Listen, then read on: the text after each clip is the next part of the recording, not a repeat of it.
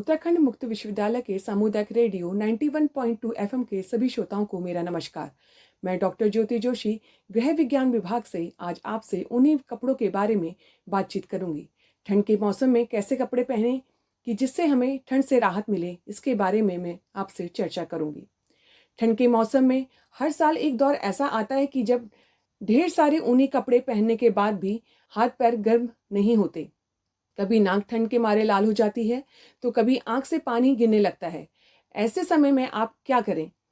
Heater के सामने या रजाई के भीतर बैठकर ठंड का सामना करने का विकल्प हर किसी के पास नहीं रहता।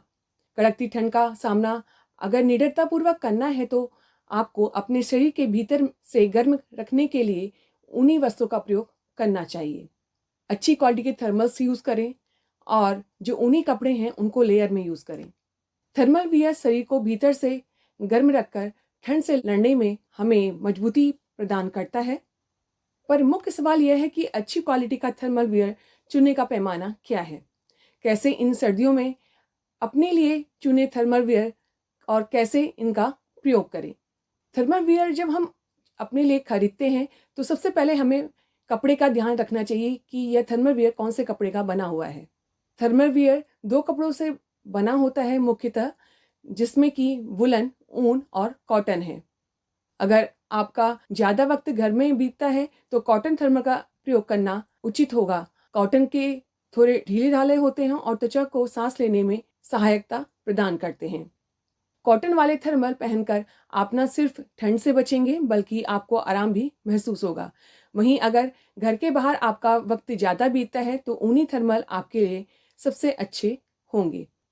यह 2-3 तरह के धागों से मिलकर बनाए जाते हैं और ये पतले होते हैं और आरामदेह होते हैं। इन दोनों के अलावा नायलॉन, पॉलिस्टर, एक्रिलिक और अन्य फैब्रिक के थर्मल वियर भी बाजार में उपलब्ध होते हैं। बेहतर यह होगा कि आप अपने लिए ऐसे फैब्रिक का बना हुआ थर्मल वियर प्रयोग करें जिसका वजन कम हो और आरामदायक हो और लंबे समय तक टिकने वाला हो। अब हम बात करते हैं कि जब हम थर्मल वियर अपने लिए खरीद रहे हैं तो हम किन किन चीज़ों को ध्यान में दें।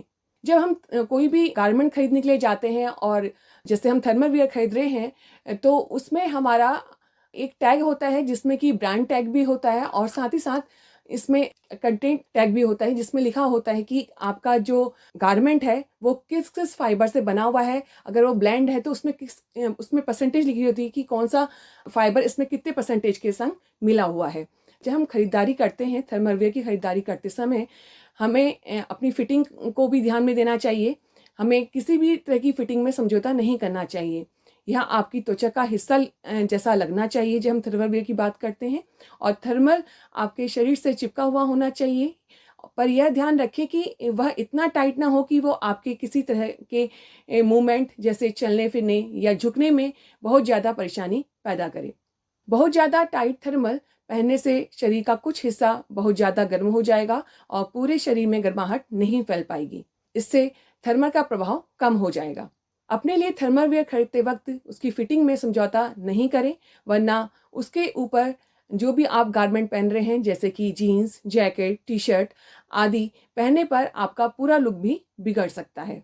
अधिकांश लोग थर्मल की खरीदारी करते समय फिटिंग और फैब्रिक को तो ध्यान में रखते हैं, पर वार्मर के ऊपर की सिलाई का यानी जो उसमें सिलाई लगी हुई है जिसको हम सीम बोलते हैं, उसका ध्यान बारीकी से नहीं देते हैं। तो वार्मर के ऊपर की जो सिलाई सीम बारीक है या मोटी है, इस बात पर पूरा ध्यान देना चाहिए और इसको हमें नहीं भूलना चाहिए। यह बात बहुत मायने रखती है क्योंकि थर्मल शरीर के पूरी तरह से चिपका हुआ होता है। ऐसे में यह ज़रूरी है कि आप अपने लिए सीमलेस थर्मल का चुनाव करें। अगर सिलाई बारीक नहीं हो तो अपनी त्वचा पर एलर्जी हो सकती है या फिर रगड़ पड़ सकती है। इस वजह से नियमित रूप से थर्मल पहनना मुश्किल हो जाएगा। अतः जब हम थर्मल वियर को परचेज कर रहे हैं तो इन बिंदुओं को हमें ध्यान देना चाहिए। और सर्दी के कपड़ों में मुख्य रूप से जैसे कि ऊनी स्वेटर है, जैकेट है, कोट है, थर्मल वियर है, मोजे, दस्ताने, टोपियाँ, स्कार्फ शामिल होते हैं जो शरीर को गर्मी देकर हमें ठंड से बचाते हैं। इन्हें खरीदते समय ऊन, पॉलिस्टर और नायलॉन या ऊन और कॉटन के ब्लेंड फैब्रिक का चुनाव करना चाहिए और ठंड से बचने के लिए इन कपड़ों की कई परतें पहननी चाहिए और यह तकनीकली बहुत ये सबसे अच्छा तरीका है जिससे हवा रुकती है और हमें इंसुलेशन प्रोवाइड करती है, जिससे कि हमें शरीर में गर्म प्रदान करती है। जब हम कपड़े चुनते हैं तो हमें कुछ बातें ध्यान रखनी चाहिए, जैसे कि शरीर के करीब एक पतली परत होनी चाहिए, फिर बीच में स्वेटर और उसके ऊपर से जैकेट पहने जो हमें हवा से बचाते हैं और हमें गर्मी प्रदान करते हैं। और जब हम कपड़ों की बात करते हैं तो जैसे मैंने बताया, ऊन कॉटन का ब्लेंड जो है या ऊन स्पेंडेक्स का ब्लेंड है, इनका प्रयोग करें जिससे कि ये फैब्रिक हमें गर्मी प्रदान करें और हमें ठंड से बेहतरीनी तरीके से बचा सकें। और अगर आप कस्टम वियर अपने लिए बना सकते हैं वो ज़्यादा अच्छा है। आप अपनी पसंद के अनुसार कॉटन या पॉलिस्टर फैब्रिक पर प्रिंट करवा के अपने लिए थर्मल वेयर बनवा सकते हैं। जब हम इन कपड़ों का प्रयोग कर रहे हैं तो इनकी देखभाल और इनका प्रबंधन भी हमारे लिए आवश्यक है। तो उन्हीं कपड़ों को गुनगुने पानी में और हल्के डिटर्जेंट्स के साथ धोएं, इसमें ब्रश का प्रयोग ना करें बिल्कुल भी। और उन्हीं कपड़ों को उल्टा करके धूप में सुखाएं। और यदि ये प्योर ऊन है तो उसको फ्लैट एरिया में सुखाएं, कहीं लटका के ना सुखाएं, और जिससे कि अपनी शेप को वो मेंटेन करके रखें।